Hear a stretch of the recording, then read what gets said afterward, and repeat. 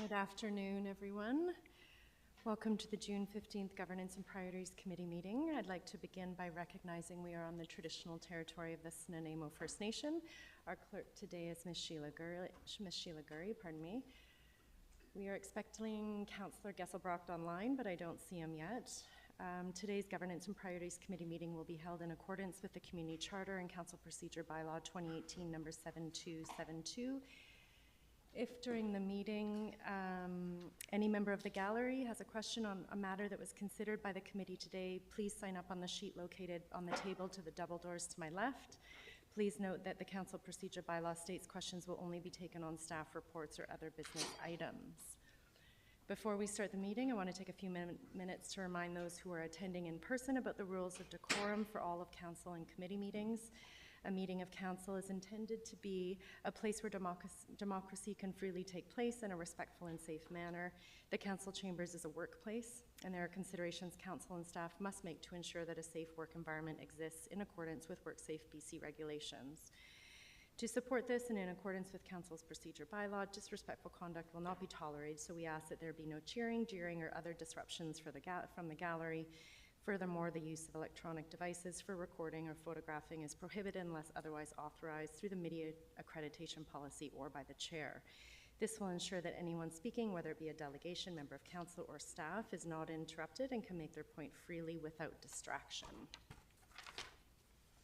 That said, there may be moments during certain presentations where clapping or expressions of appreciation are welcomed. I will indicate if that is the case.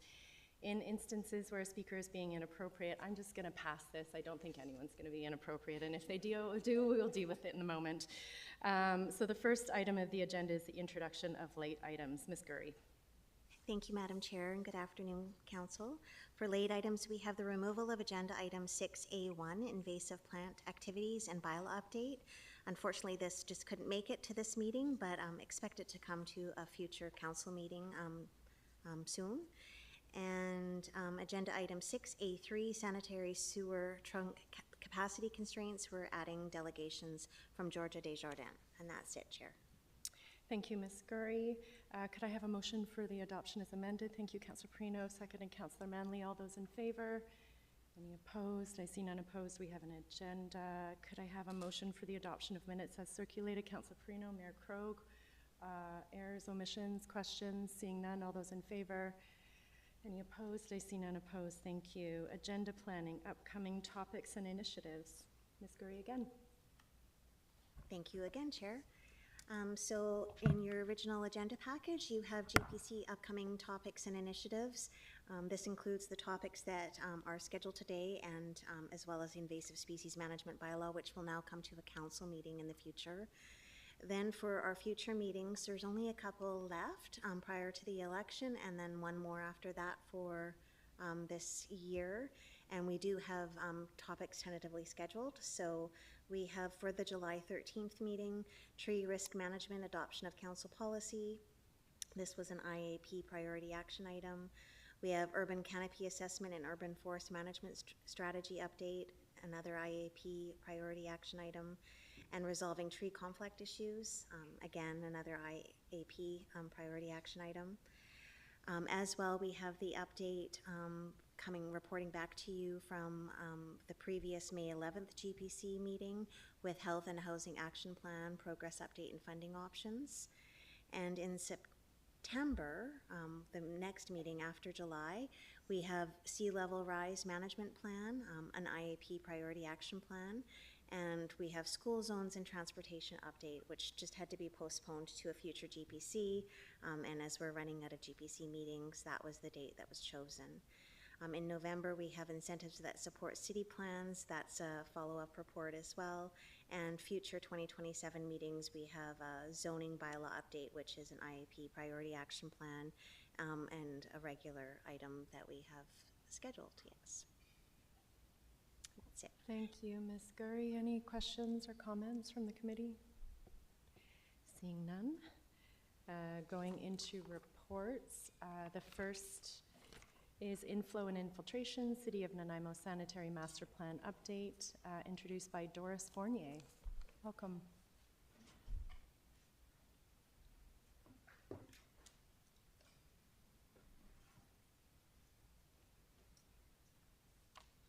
Good afternoon. Thank you, Chair. Good afternoon, Your Worship and Council. The goal of this presentation today is to clearly explain inflow and infiltration, what it is and why it matters. Inflow and infiltration is unwanted stormwater and groundwater entering the sewer system. This extra water doesn't belong in the sewer mains and is a common issue faced by municipalities. It's important to remove I&I because it uses up system capacity, increases operating cost, and can overload the system during heavy rainfall, creating environmental risks. The city is already taking steps to reduce inflow and infiltration through monitoring, inspections, and rehabilitation work. We're building on this work with the support from Chris Johnson of Kerr Lydell, who will outline additional items and actions that we can take. Reducing inflow and infiltration is also a commitment the city has made through the Regional District of Nanaimo Liquid Waste Management Plan, supporting regional capacity and treatment performance at the Nanaimo Pollution Control Center. Reducing inflow and infiltration helps manage flows and protect system capacity, but it requires an ongoing effort and it is a persistent and widespread issue. Chris Johnson is a principal with Kerr Lydell. He has over 35 years of experience helping communities plan and manage their sewer and drainage systems. Chris has worked with many municipalities across Western Canada, supporting practical, long-term solutions for infrastructure challenges.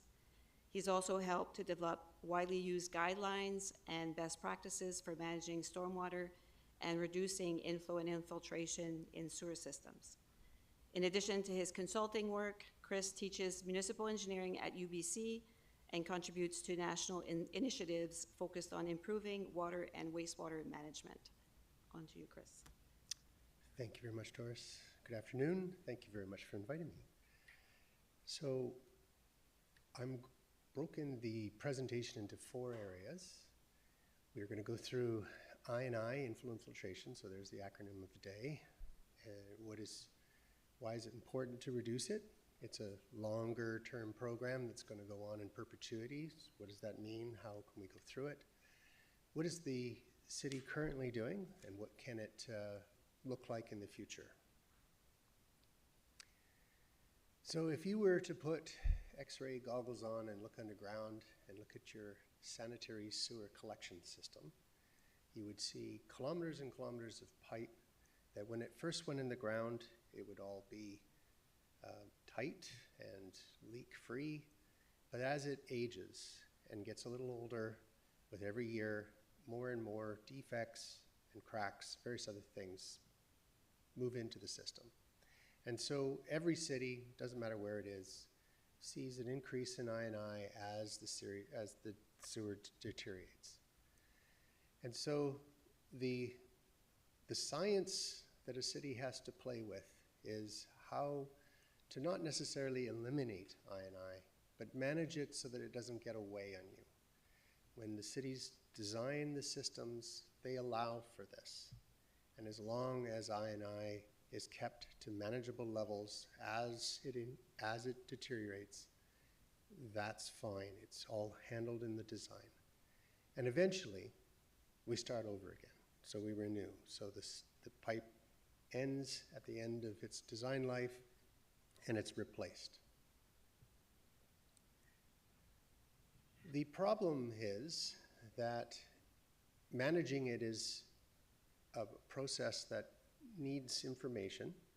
And just to put it in context, if you look at these 2 little pie charts, one is a peak wet weather flows. So this is the hourly rate that hits the sewage treatment plant in the middle of a rain event. So as you can see, up to say 75% of the actual flow that comes to the plant or anywhere in the system at that time could be as high as 75% or higher if it's a larger storm. So that sanitary pipe that was originally put in the ground is really in the middle of a storm only barely taking 20% of the flow. And so most of the costs of the assets and design rates are dealing with the rainwater. On an annual basis, it's not nearly as bad. Most of the annual volume, because it only rains so often in this area, is still based on mostly wastewater flows. But you can still see that over an annual basis, 14% is based on rainfall and almost 20% is the groundwater. So this consumes the capacity, as Doris was saying. It takes up room in the collection system as well as various components in the wastewater treatment plant. And if left unchecked, if it starts getting outside of ranges of reasonableness, it can lead to overflows into the receiving water or fish creeks, as well as basement flooding in other places that we probably don't want to have sewage. There are some rules that cities have to reference and live by. The provincial government has a rule that says you can't overflow to creek systems or rivers and oceans at less than a 5-year, 24-hour period.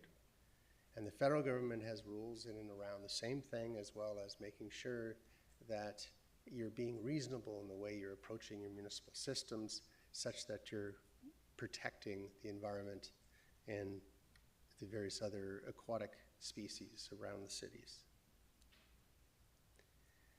So Nanaimo's lucky. It's, all things considered, a younger city. So it's got areas that are older, but it's predominantly a younger city in a relative sense compared to other places around North America, which is good and bad. So the good news is that a lot of your system, your collection system, is fairly young and in relatively good shape.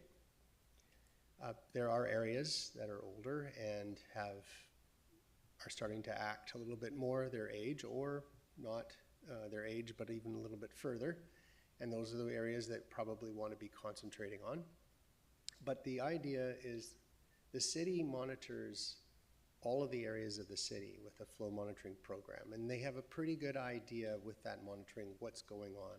And they can compare that to what the design rates are, as well as what those areas should be acting like for their age. They have a CCTV program, which is just a camera that goes through all the pipes at a certain interval to notice, to see the condition is of the system, notice if there's defects and problems.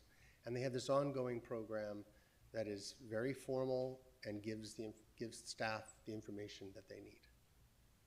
From that, they can decide what they need to do in certain areas of the city. So this is just a drawing showing, or figure showing, the various areas of the city with monitoring programs that say, okay, what's happening in these regions given a rainfall event, given ongoing climate events. So what happens currently is you have a number associated with going in and renewing pipes. So $5 to $8 million you spend every year saying, I need to either upgrade that pipe because it needs more capacity, or I need to replace that pipe because it's at the end of its service life. You also spend $1.75 million on maintenance and repairs, so when you find problems, you fix them, and you make sure that the system's operating as it should. You spend $400,000 a year on camera work and monitoring to give you a sense of what condition everything is in. And you have an I&I program that says for $175,000, I want to go into the areas that aren't doing what they're supposed to and do something.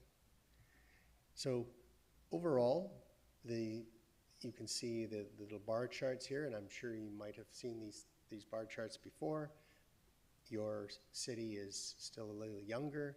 Eventually, as it gets older, those higher bars off to the right-hand side will be your reality as the pipes start wearing out and the age of the sewers start getting closer to their lifespan. Now, we've had some successes. So when your monitoring program and CCTV programs identify a problem, you have your public works crews that come into the area and say it's time to figure out what's going wrong here and fix it. So we have an example of the 7th Street catchment here, which over a number of years, the Herwood Y replacement program was in place, as well as a number of other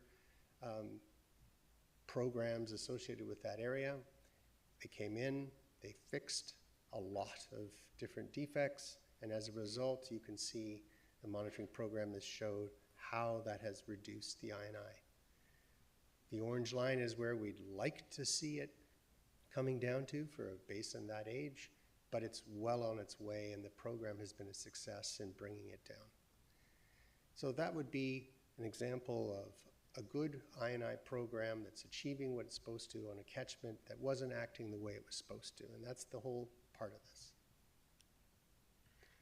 So what does it look like in the future? So what the next steps would be for Nanaimo is to say, well, we've got a program that's working, has yielded results, let's continue with it, but let's also start using some of the new tools and the new procedures and science that have recently come out in order to try and make the program even more effective, more efficient, and potentially make sure that the program's funded well enough to stay in front of that aging infrastructure so that we're always managing and one step ahead and it never gets away on us. The other thing, and I'll come back to this in a minute, is talking about the private laterals. So these are the private sewers that are on the residential and multifamily and commercial sites. We will talk a little bit more about this in a second, but they also need to be dealt with. So using some of the newer tools, and this would be what maybe an enhanced program would do, we would be able to come in and look more at what exactly is causing some of these problems, whether it's a defect because of a ground settlement issue, or whether it's a defect because it was a poor construction practice, or whether there was mistakes made over time with connected sewers from the storm sewer to the sanitary system. By using some of the more recent tools, you can target even more effectively the things that need to be replaced. And borrowing from the regional districts to the south, those are some of the tools that have been presented. So Metro Vancouver and Capital Regional District both have aligned some of their programs and using some of the more recent work in order to try and make their programs more targeted. As well as last year, the national INI document came out for looking at how Canada reacts to these types of situations and what tools can be used. So now, the private lateral, and I'm sure staff will be talking more on this in the future, but the idea here is that almost half the INI, possibly even more in some areas, is related to what's happening across the public line on private property. And just like the public sewers, they're deteriorating as well. So as they go in and get to a certain age, they will develop more INI. And this issue of what to do across the line is one that gets talked about in conferences all around the world. And no one has got the perfect solution to decide that this is the only way to deal with it. So usually what people do is they develop a number of different solutions. And so your neighbors to the south are looking at everything from a lateral replacement bylaw that just says if the sewer is over this age, or if it's this type of material and a trigger has been reached, like a new build or a building permit over a certain amount, replace it. Or a certification method, which just basically says that once the sewer is over a certain age, your utility bill will go up until you get a certification that the sewer is fine. Or using public funds to come in and target a problem that's been in the sewer, like you did with the Herwood Y program. So this would need some form of attention eventually. So my last slide, the program you have is working, it's got results. You need to hopefully continue that program and maybe enhance it, target areas that are not acting their age, and then deal with private laterals. And again, just to reiterate, this is a longer term thing that's going to go on in perpetuity. It's not a one-off. It's just how can you design a program to stay in front of it so that it doesn't cause you problems in the long term. Thank you. Thank you very much. We've got a couple questions. Councillor Manley first. Thank you, Chair. Just a quick question. Thank you for the presentation. I'm curious about perimeter drains. Was there a previous methodology where perimeter drains were tied into sewer systems? And when did that stop happening? Do we know? Yeah, so perimeter drains are a problem all across Canada and North America, and it was a practice at one time in various cities where perimeter drains would be tied to the sanitary. I'm not exactly sure how the bylaws of Nanaimo were in the past history, but it's a reality, and particularly when there's like a ditch enclosure program where the storm sewer was a lot higher than the basements. Now, that practice isn't allowed, but the solutions for it are numerous. There is prescribed ways to deal with it. Everything from dealing with the drainage system differently to sump pumps in many parts of Canada. That's how they solve it. But it's a reality. Lots of people have that situation, and parts of it's there because of design. And is I&I often, I guess, tied to the type of pipes like the old ceramic or cement style pipes that deteriorate over time? Yeah, so some pipes in the ground will be old AC pipes, and they won't even have gaskets in them for a reason, and they are going to have lots of water coming in. Okay. Yeah, I dealt with a situation with a house built in 1910 where I thought the roots were getting into the system, but once Roto-Rooter got in there and dug it up, they found the pipe wasn't even connected. So there was a chunk of open space between, which was unbelievable and a little messy to clean up. But older houses, you never know what you're getting into. Yes. Thanks. Thank you. Councillor Armstrong. Thank you. 2 questions, if I may. I actually sit on the liquid waste committee at the RDN, and we just had our update, and we're waiting for provincial approval for the new plan. One of the things that came up at that meeting is the education process. What are we doing to educate people better about like throwing grease down, alleged flushable stuff, because there's a lot, I can't remember the term, flubs or whatever it is, that are taking up the sewer issues. Is there something more that the city can be doing on an education besides just using the RDN? I mean, there's lots of examples where cities have put advertising programs together to try and educate. Metro Vancouver's got a program going right now on fats, oils, and greases and what not to put down the sewers. The I&I education program hasn't got as much profile as that typical one, because that one really hits home with people. But there are examples where you can get the word out that says, chances are if you've got an I&I problem, you probably are going to have a blockage problem too. And this can affect your insurance rates, and you can do a public knowledge, public education program that says, if you pay attention here, you probably can help yourself over the longer term over here, including with insurance. Yeah, that was the key, to show how it's going to impact the person, not just about, oh, this hurts the city. It's like, no, this is how it's going to hurt you. Then my second question is, and we see this quite often, is there any plans when we're putting together housing and they're coming through for permits, et cetera, that we're actually looking for tree placement? Because sometimes they're placing trees right over the water lines, the gas lines. Is that something that we're looking at, or has it been a problem here that also came up? Maybe I'll defer that one. So I'm understanding the question. The question is around tree removal over... Well, no, so like, I'll use myself as an example. My tree was placed right over the Fortis gas line. There was an issue, so Fortis made me remove this great big tree because it was going to cause problems. It came up at the liquid waste. Sometimes trees are getting placed right over water lines, et cetera. So is there a way that the cities can look at that so that when the new trees, et cetera, are being put in, that they're not impacting structure, like the water lines, et cetera, or sewer lines? Sorry. Certainly in the city's street right-of-way, we look carefully at where the trees are placed. But in terms of private property, people plant trees wherever, like my own house has a tree over top of my water line that was planted like decades and decades ago. So I don't think, we don't have any program or anything to control or, dictate where people's private trees go, though. Thank you, Chair.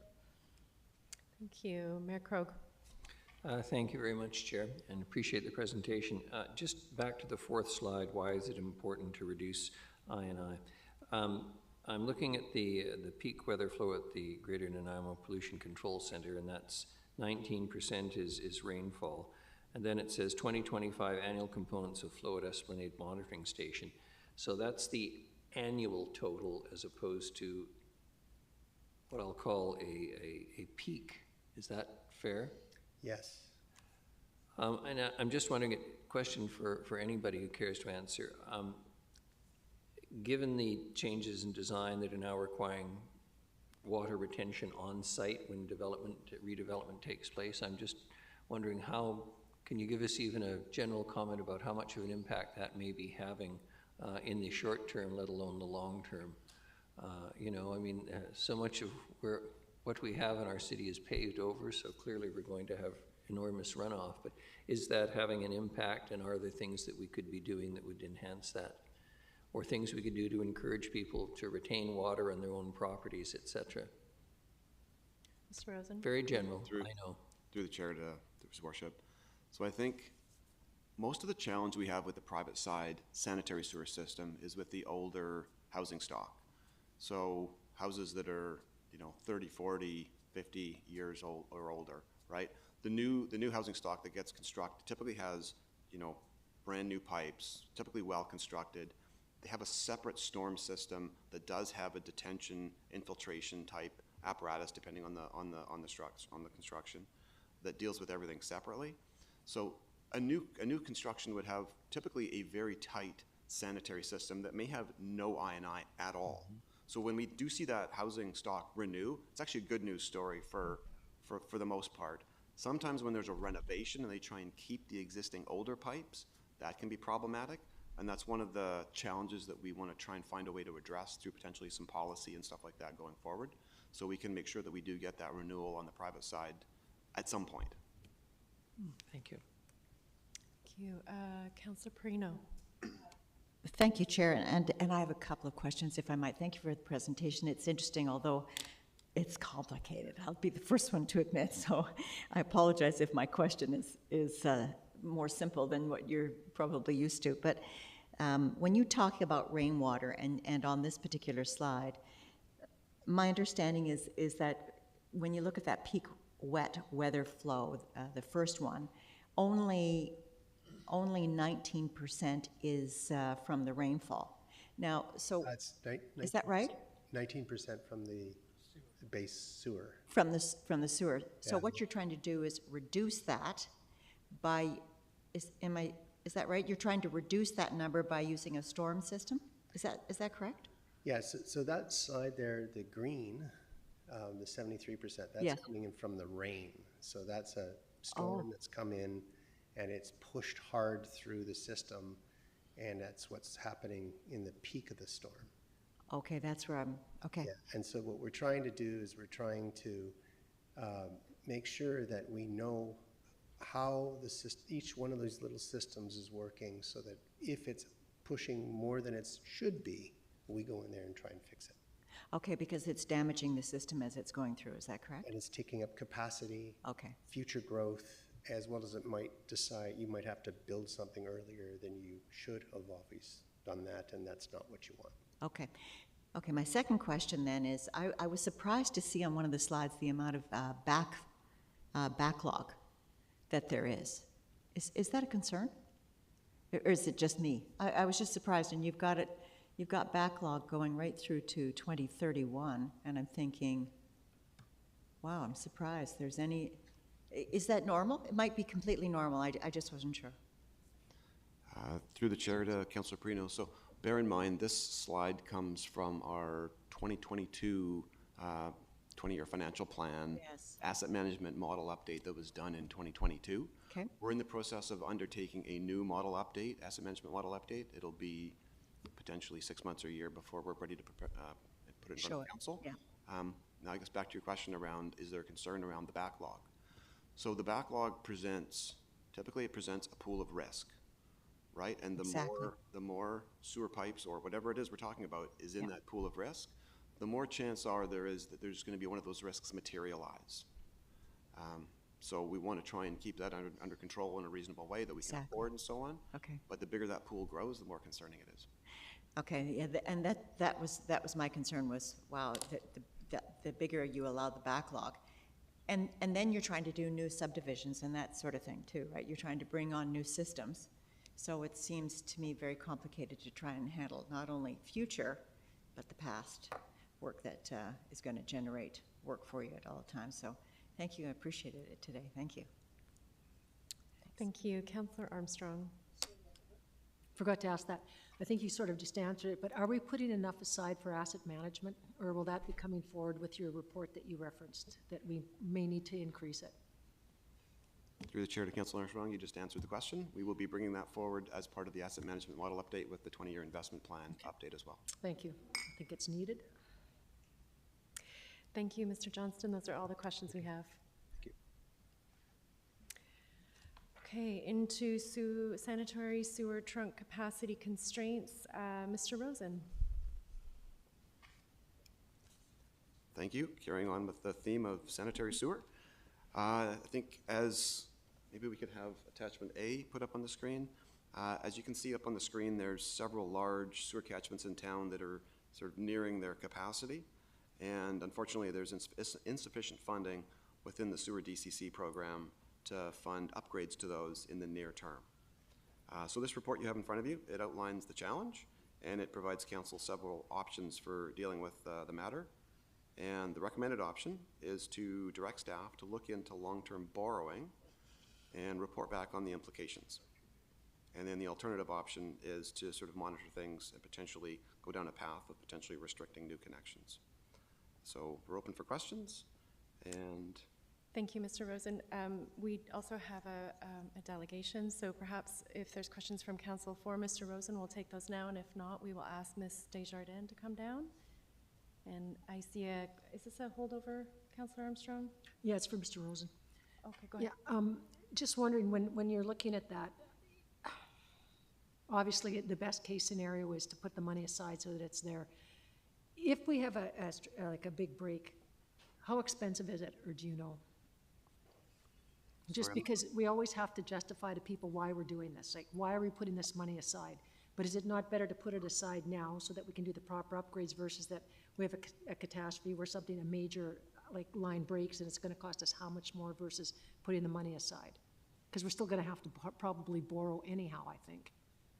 so typically with sanitary sewer, we don't get breaks. We get a slow increase in loading that will bump into the capacity limitations, which is sort of what we're seeing now. The reason we're seeing the challenge now, there's a couple of reasons. Partially, climate change is increasing the intensity of rainfall events, which translates into more of the I&I in the system.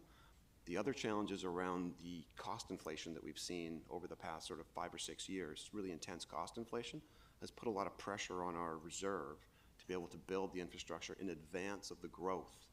So it's really being able to build the infrastructure ahead of the connections. Okay. And so that's what we're seeing as a cash flow challenge around that. So our recommended option is to look at long-term borrowing to be able to get the pipes built so we don't have to, so we can allow new connections as we need to. And is it fair to say that you've probably seen the cost of pipes double or triple since 2022? We've certainly seen a lot of them double. I don't think we've seen them triple, but we've seen them double for sure. Thank you. Thank you. Councillor Perino. And a question through you to Mr. Rosen. So we have this list, and it totals around 29 million. I'm just wondering, when you talk about long-term borrowing, how long would it take you to take care of that list? From a construction standpoint, a couple of years. That's all, eh? We can do it. Some of the projects require probably a year's worth of design. They may require some permitting, and they can require, because of their location, they often require summer construction. probably within 3 years, we could have things mostly taken care of. Okay, so the price that you've got now for these will likely escalate? Or is this just, is this taken These into are the account? costs that we're forecasting right now. So Okay. in 3 or 5 years, hard to say, it Yeah. depends. Like 4 months ago, we couldn't have predicted the price of diesel impact on all the construction costs we're seeing right Yes. now. Okay, and then my only other comment to this is, do you not expect this list to grow every single year?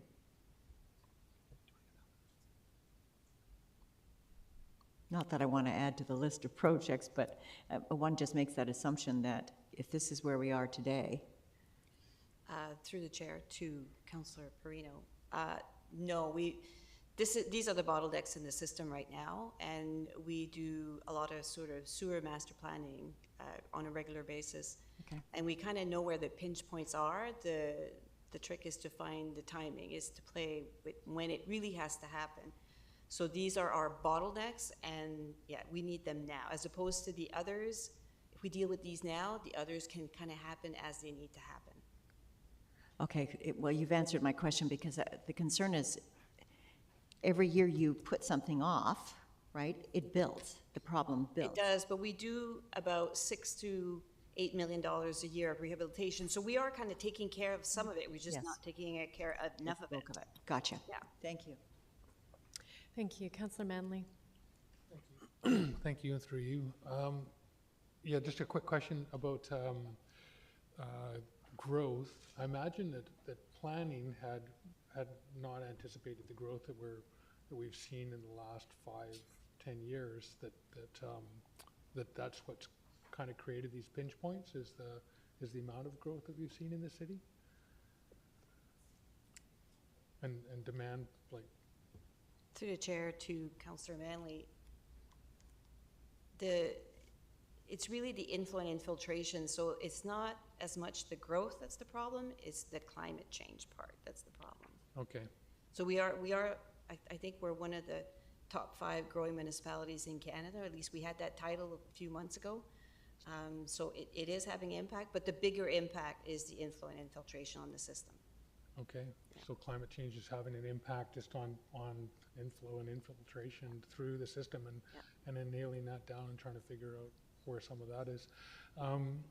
When Mr. Sims was here, he was saying that, for example, the Millstone project if we don't get that done, it'll impact development in the community. Like, it's one of those ones that's a pinch point for actually increasing development. Is that the same for all of these projects? Through the chair to Councillor Manley, all these catchments that we've shown here have major trunk sewers that are right at the capacity limitations where we're getting uncomfortable with matters. The Millstone catchment is probably the largest of all of them, but there are some pretty substantial catchments. The Richard Lake trunk is another substantial one with a lot of growth potential. And the Millstone catchment, is that flowing south and then down to the force main, or? The Millstone catchment flows down the Millstone River Valley bottom down into Maffeo Sutton, and then it lands in the Regional District's interceptor, and then it flows to Departure Bay, where it gets pumped to the treatment plant. Okay. And I imagine that this is part of the rationale for increasing DCCs, and without this, it's going to impact development. Okay, thank you. Thank you. I see no further questions from council. Ms. Desjardins, if you want to come down.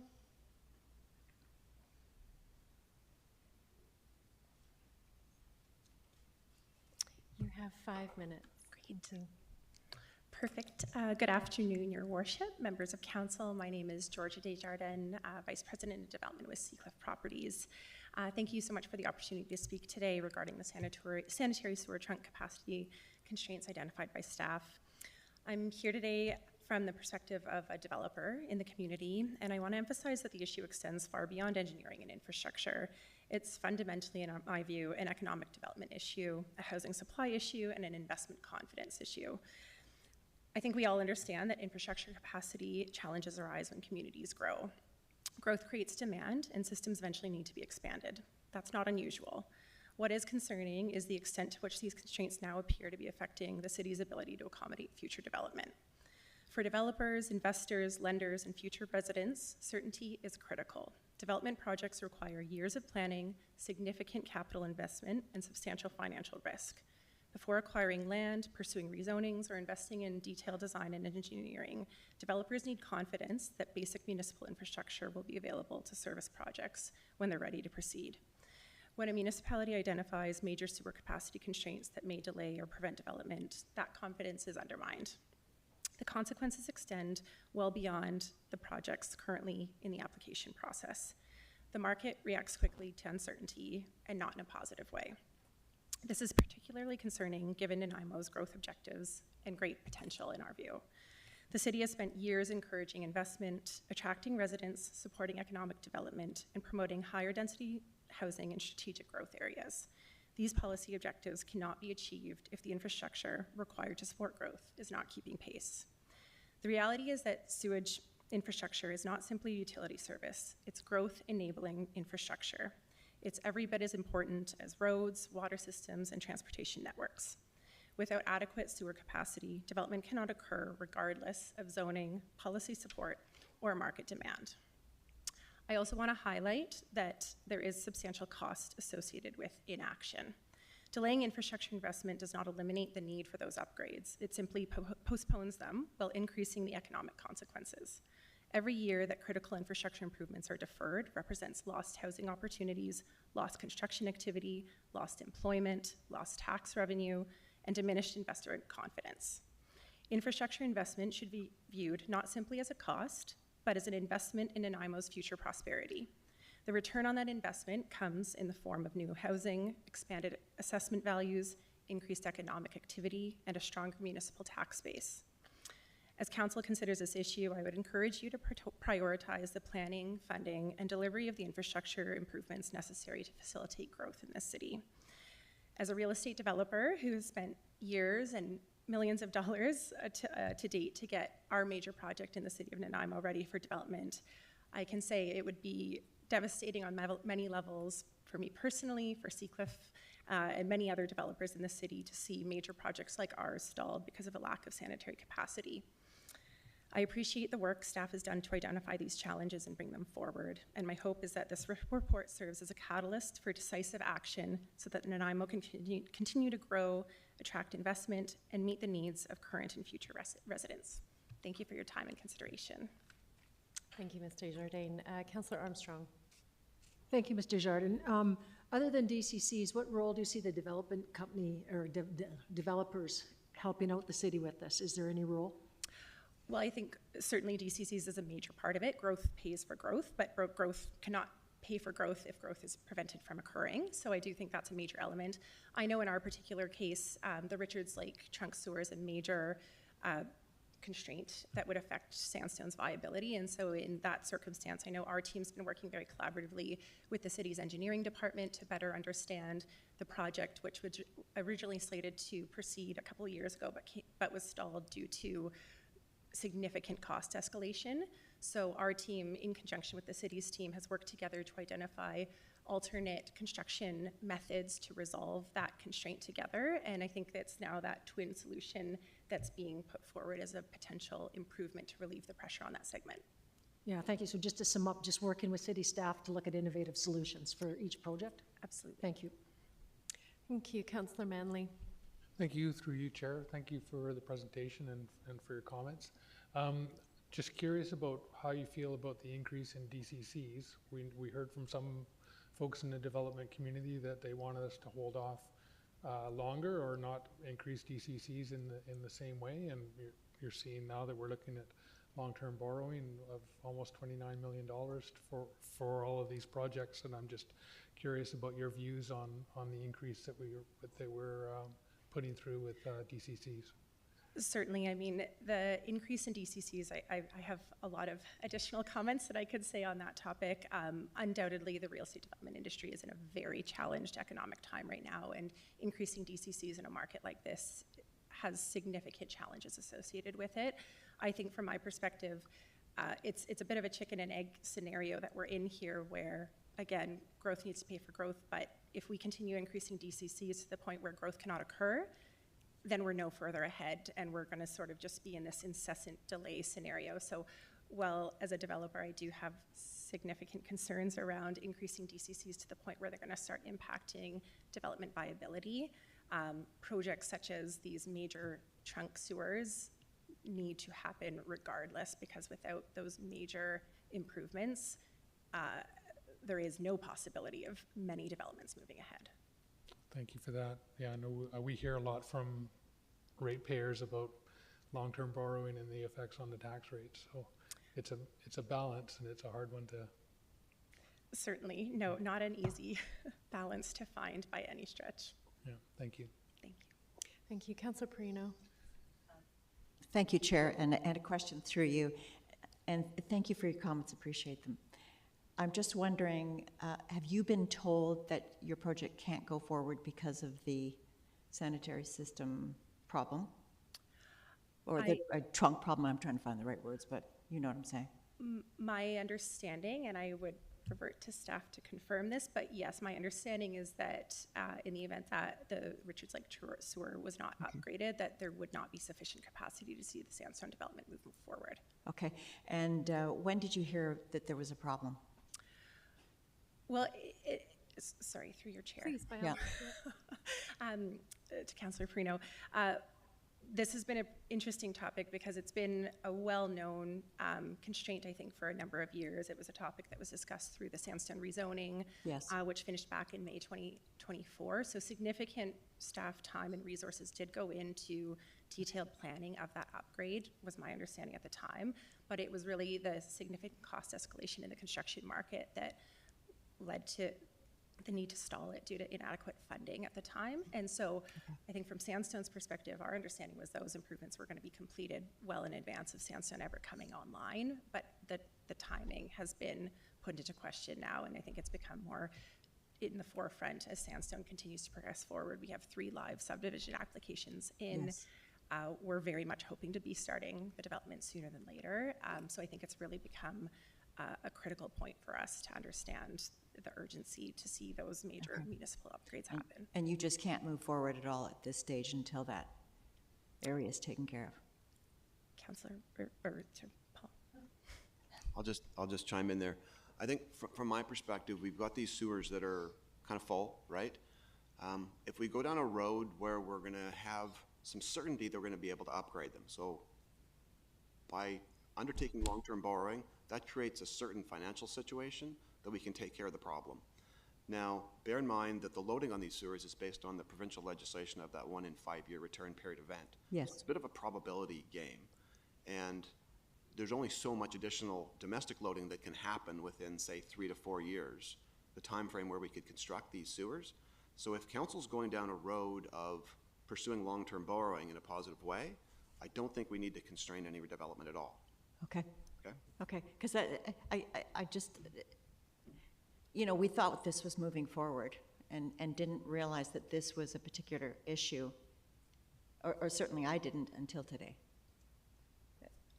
Unless it's come up before and I've missed it, but I don't think so. I think it's just surprising to me that we're just now facing this, and I just thought that Sandstone was further along, so these are good comments. Yeah, thank you so much. Thank you, Council. Those are all the questions we have. Thank you very much for your presentation. Council, there is a staff recommendation moved by Councillor Manley, seconded Councillor Armstrong. Yep. Would you like to speak to it, Councillor Manley? Right, I should. Hang on. On the list. Okay, yeah, no, it just seems clear to me that this is the path that we need to take, and it's always difficult. Long-term borrowing is always a difficult decision, but this is critical infrastructure. I think at the same time, you know, we're seeing the provincial government with legislation that says we need to be building more housing, but they need to be providing more funding for us for the infrastructure that we need for a growing community. And I think the North Cowichan has been very clear with the provincial government, that if the provincial government wants to see increased housing and municipalities meeting their targets, that they need to step up and provide more assistance. In the meantime, we need to provide certainty for the development community, and we're not going to stop growth in inflow of people moving to Vancouver Island and to this region in particular. So I think it's incumbent upon us to move forward with borrowing until we can shake the provincial government down for some more infrastructure money, and the federal government for that matter. Thank you. Mayor Krog. Thank you very much, Chair, and I was going to move option 1 myself. And for a very basic reason, option 2 says bring each new or increased sewer connection request of greater than 100 people for council's consideration. My God, there's a nightmare of interfering with the trains as opposed to laying the tracks, so I would have no interest in that. So option 1 sold itself with that recommendation. The reality is the Canadian Constitution, as Councillor Manley's pointed out, people are entitled to live anywhere they want in this country, and they're going to continue to come here. And on our other hats as regional district directors, we're either going to densify in the city and concentrate within our boundaries, or we're going to see rural regional district Nanaimo disappear, and I don't think that's what anyone wants. So this is part of as far as I'm concerned, a very logical and sensible approach. Councillor Armstrong. I just wanted to add that I was at the Federation of Canadian Municipalities, and this was one of the #1 issues for municipalities. The fact that so many communities have aging infrastructure. We can't keep up. You're forcing us to build, but we can't even keep up with the infrastructure you had. So there was a commitment, I think it was announced, that they're going to start looking at that, where there will be a fund for actually infrastructure, which was good news. But my second question is, which may be, maybe not right now, but when we're looking at the long-term borrowing applications, would that fall under the designation we already have from the province, or would we have to go to an AP or a referendum? Or is that too soon to know? Because I think the cost I was looking at was it like 30 million or something? If it's too soon, that's okay. I'll wait for the report. I was just wondering if you knew offhand. I see Ms. Fulla poised, ready to come down. Question was to you. Well, Wendy's coming.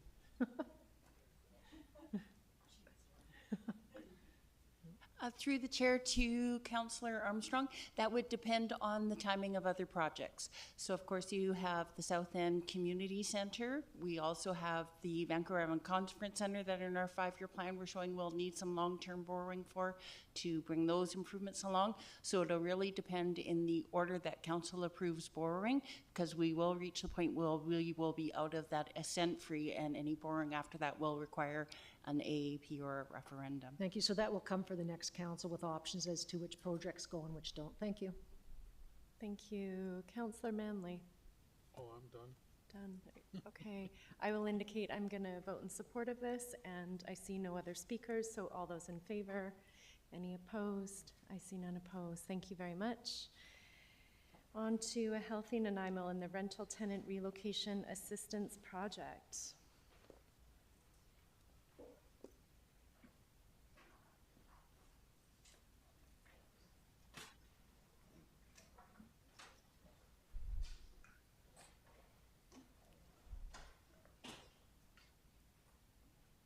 Welcome, everyone. Over to Mr. Holmes to introduce, please. Thank you, Chair. Just a couple of words before I turn it over to staff who have prepared a presentation and are here to answer questions the committee might have. So good afternoon to you and committee members. This item is actually has roots in the affordable housing strategy, as well as city plan, Nanaimo Reimagined, the official community plan, and the integrated action plan. And it actually considers taking advantage of recent changes, legislative changes. The province has granted additional powers to local governments to look at tenant protection bylaws. So this is so that's just a bit of a background, and staff will walk you through the project, and happy to answer questions. Thanks. Wonderful. Thank you. Thank you. So we're here today to present an update for the Rental Tenant Relocation Assistance Project. Joining me today are the members of the city's project working group, Ms. Brinkman and Mr. Mann, as well as Ms. Negrin and the project consultant, City Spaces and Urban Systems. The objective of this project was to identify opportunities to support tenants facing displacement due to the redevelopment of older rental buildings. The city has approximately 108 purpose-built rental apartment buildings with an estimated 4,200 rental units, a significant number of which were built between the 1960s and the 1980s. As these buildings reach the end of their life cycle, the city may begin to see redevelopment of existing rental stock. Since 2020, 6 rental buildings in the city are in the process of being redeveloped. A summary of the project milestones, engagement, and published reports to date is shown on the slide on the screen. More than 300 interest holders participated in various engagement activities, which included a presentation to the Advisory Committee on Accessibility and Inclusiveness and meetings with various interest groups, as well as a renters survey. In April 2024, the province passed Bill 16, which provided municipalities with the authority to develop tenant protection bylaws that can require support beyond the Rental Tenancy Act. Staff have put together a recommended approach for a streamlined tenant protection bylaw which reflects consultant recommendations, engagement results, a best practice review, and financial analyses. Staff are recommending drafting a tenant protection bylaw that applies to buildings with 4 or more rental units that require property owners to provide compensation when tenancies are terminated due to redevelopment. This approach aligns with city plan policies and integrated action plan priorities. It is also recommended to include flexible requirements for non-market housing to reflect common practices in other municipalities. The tenant protection bylaw should also include communication and reporting requirements for rezoning, development permit, and demolition or building permit applications. The owner should provide information letters to tenants, as well as early and ongoing communications about the development. The owner should also prepare for the city a tenant assistance plan with information on the unit composition of the building, a report outlining how each tenant is being compensated prior to eviction, and a final report demonstrating compliance with the bylaw. The tenant protection bylaw is recommended to require 4 months' rent as compensation, which would include the 1 month's compensation required under the Rental Tenancy Act. The compensation should be based on the greater of the current rent of the unit or the Canada Mortgage and Housing Corporation's average rent for a comparable unit. Additionally, moving costs based on bedroom size should also be provided to tenants. Compensation could be delivered as a lump sum, free rent, or a combination of the two. An option to provide less compensation where a replacement unit is provided that does not exceed 10% of the tenant's existing rent is also recommended to be included. Lastly, staff are recommending drafting amendments to the bylaw notice enforcement bylaw and have the tenant protection bylaw include penalties under the Offence Act. Staff have also provided a number of enhanced approaches for the committee to consider and could be added to a tenant protection bylaw and are outlined as follows. Tenant protection bylaw could require landlords to help displaced tenants find at least 3 comparable replacement units based on criteria such as location, size, rent, transit access, and pet needs. While relocation assistance is widely seen as important, it can be complex to administer and resource intensive for both staff and owners. The tenant protection bylaw could also require landlords to provide additional tailored support for vulnerable tenants, such as language assistance, connecting tenants with housing service providers, and help with moving or accessibility modifications. While these supports were identified as important, identifying vulnerable tenants can be challenging due to difficulties verifying eligibility and privacy concerns. The tenant protection bylaw could also require owners to provide right of first refusal, which would give displaced tenants priority to return to a redeveloped unit. However, staff recommend leaving this option to the owner's discretion, as right of first refusal can significantly affect redevelopment viability, be resource intensive to manage, and create uncertainty due to long redevelopment timelines. Staff are also recommending Council provide direction to update the city's strata conversion policy to modernize its provisions and ensure alignment with current statutory considerations, integrate tenant protection measures, and address forthcoming BC Building Code clarification from the province. Ms. Negrin is available to answer any questions regarding the strata conversion policy and those proposed updates. In summary, it's recommended staff be directed to prepare a tenant protection bylaw that applies to redevelopment of a building with 4 or more rental units and include provisions based on the recommended approach, to prepare an amendment to the bylaw notice enforcement bylaw, to replace the strata conversion applications policy, and to prevent the recommendations to the engagement interest groups. While redevelopment of older rental buildings is currently expected to remain limited due to challenging market conditions, a streamlined tenant protection bylaw would provide clear expectations for owners while supporting displaced tenants. Following adoption, the tenant protection bylaw can be monitored to assess its effectiveness, and council could consider introducing additional enhanced measures in the future. A summary of the next steps of the project is shown up on the slide on the screen, and myself and my colleagues and the consultants are available to respond to any questions. Thank you very much, Ms. Mays. That represents a lot of work. First question is Councillor Perino. Thank you, Chair. And a question through you to Ms. Mays or Mr. Brinkman or Mr. Mann. I'm just wondering, this is heavy work. Do you look to other cities? I mean, I know you do, but I'm just wondering, do you go through to other cities, see what they're doing? And are there cities in the same position that we are that are further ahead than we are? Absolutely. So we did take a look at 6 bylaws that have been drafted and 2 that are in the process.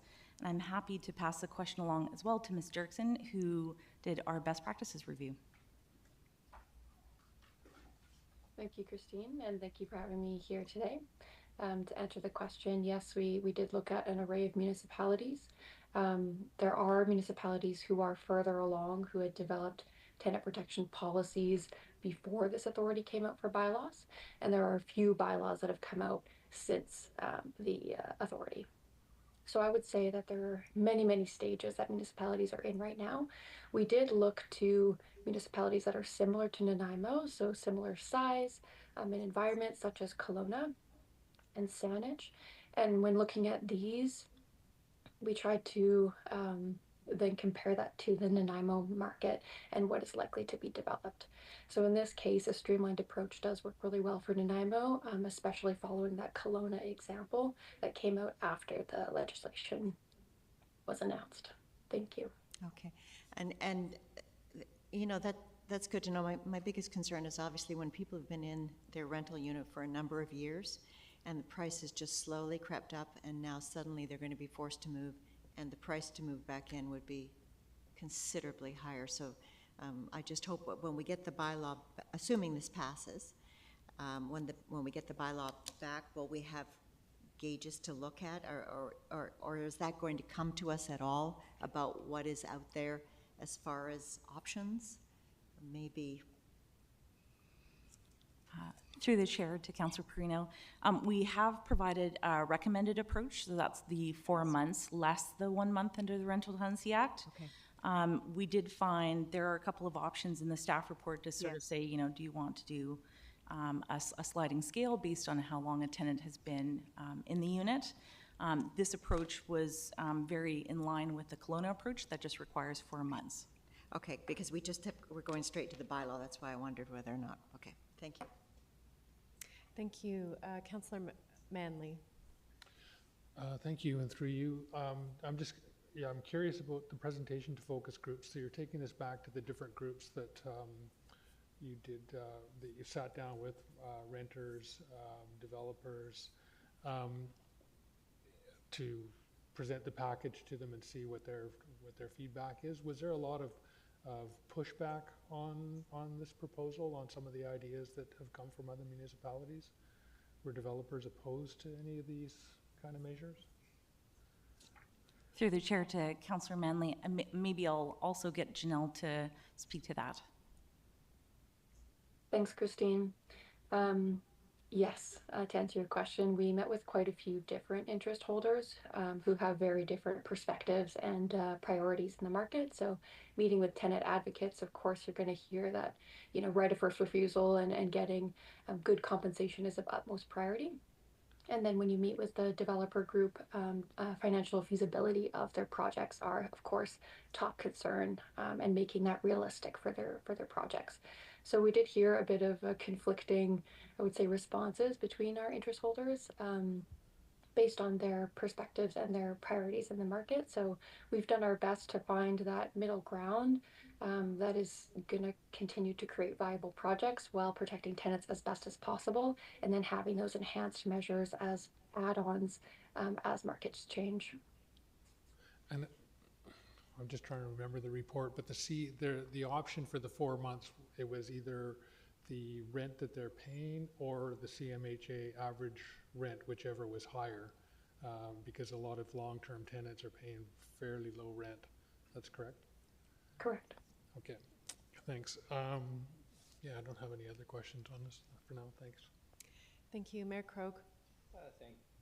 Thank you very much, Chair. And I noticed under the portion on slide 13, enhanced approach, is that kind of practice taking place anywhere in British Columbia currently? I appreciate it's not recommended by staff, and I agree with that recommendation, by the way, but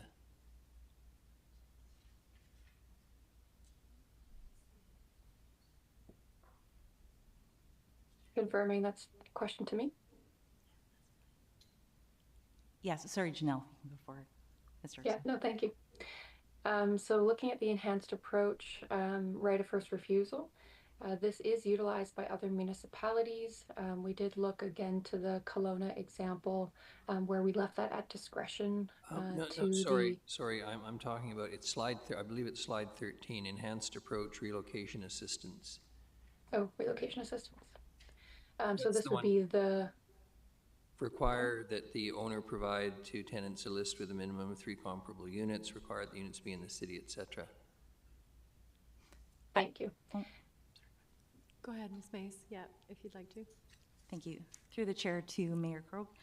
Yes, so when we did take a look, quite a few of the municipalities do include the the relocation assistance. The one that doesn't is Kelowna, so that's sort of where we took a look. So that's your Victoria, Saanich, North Vancouver, Surrey, Penticton, Burnaby, and Langley. So the 7 out of the 8 we took a look at. Thank you. The only reason I raise it is because I'm glad that it's not recommended in the report. I think that is stretching things far too far into literally the rights of owners, but also the practicality of it. What if you can't find a unit in the catchment area, etc.? Thank you. Thank you, Mayor. I had the same thought. I see no further questions or comments. There is a recommended motion moved by Councillor Perino, seconded by Councillor Manley. Discussion? Councillor Eastmere. Thank you. I really appreciated this report. I think it's a very important step as we're a growing city and we're seeing lots of properties being redeveloped or slated for redevelopment. And as a renter myself, I know how scary it can be when you have to move, and especially if you've been living somewhere a long time. The vacancy rate is still pretty low in Nanaimo, and if you're trying to stay in the same neighborhood, or if you have a pet or accessibility challenges, it is extremely difficult. So I think that this added layer of protection for renters is an important step, and I'm glad to see us taking it. Of course, I like some of the ideas in the enhanced approaches, but I think that this is an appropriate step in the right direction. Thank you. Councillor Manley. Thank you, Chair. I'm going to support this as well. I think, a process like this, you're not going to make anybody happy because tenants and tenants associations are going to want more, and developers are going to want to provide less. But I think it's a good balanced approach to ensure that tenants have some protection. And we haven't seen it here yet, but I know in Burnaby a lot of affordable rentals were torn down to put up towers, and it just displaced a lot of people who had been living in rental units, and some people who thought that they could retire there and spend the rest of their days in those places. So yeah, I'd be interested in the feedback from the stakeholder groups that comes when you present this, but I'm supportive to see it go forward. Thanks. Thank you, Councillor Manley. I see no other speakers. Before the vote, I will indicate my support. I also, like Councillor Eastmere, like a couple of the enhanced options, but I like that we're starting slow and we're going to be able to take it in the right direction at the right pace. So I'm in full support with that. I will call the question. All those in favor? Any opposed? I see none opposed. Thank you. That is our agenda. Any questions, Ms. Gurry? No questions. Could I have a motion to adjourn? Councilor Perino, Mayor Krog, all those